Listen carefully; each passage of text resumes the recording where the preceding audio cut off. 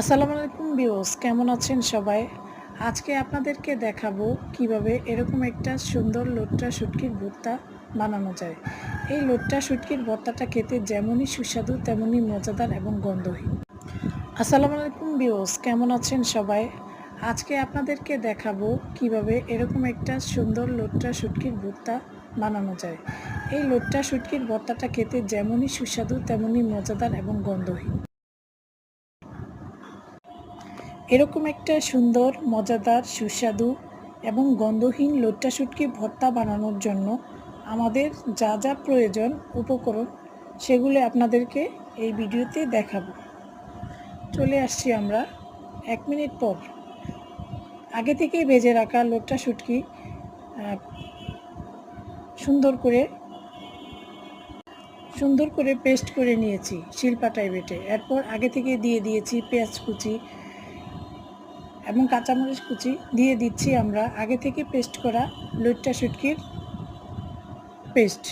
দেওয়ার পরে আমরা দিয়ে দিচ্ছি স্বাদ মতো সরিষার তেল।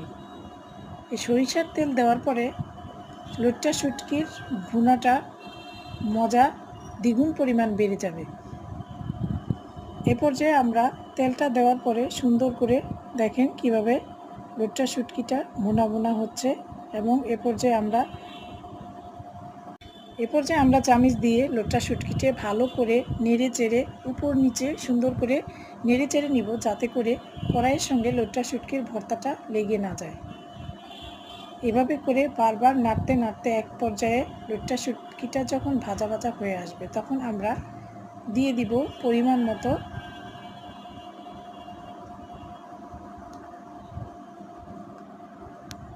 হাফ চা চামচ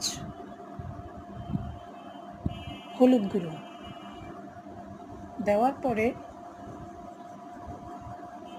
আমরা লোট্টা শুটকিটাকে একটু ভেজে নেব এবং নেড়ে চেড়ে নিব, উপর নিচে নেড়ে চেড়ে নেওয়ার পরে দেখেন এরকম একটা সুন্দর একটা কালার চলে আসবে। কালার চলে আসলে এটাকে আরও ভালোভাবে নাড়তে নাড়তে দেখবেন যে শুটকির ভর্তাটা বা ভুনা রেসিপিটা আরও আস্তে আস্তে কালো হয়ে আসছে এবং ভর্তাটা আরও কমে যাবে। এ পর্যায়ে আমাদের এই লোট্টা শুটকি ভর্তাটা যদি আপনাদের ভালো লাগে তো লাইক শেয়ার এবং কমেন্ট করতে ভুলবেন না। এবং যারাই কমেন্ট করে দিয়েছেন এবং শেয়ার করে দিয়েছেন এবং সাবস্ক্রাইব করে দিয়েছেন তাদেরকে অসংখ্য ধন্যবাদ। আমাদের সাথে থাকবেন, আশা করি ভিডিওটা অনেক ভালো লাগবে এবং পরবর্তী ভিডিওটা দেখার জন্য সাবস্ক্রাইব করে নিতে পারেন।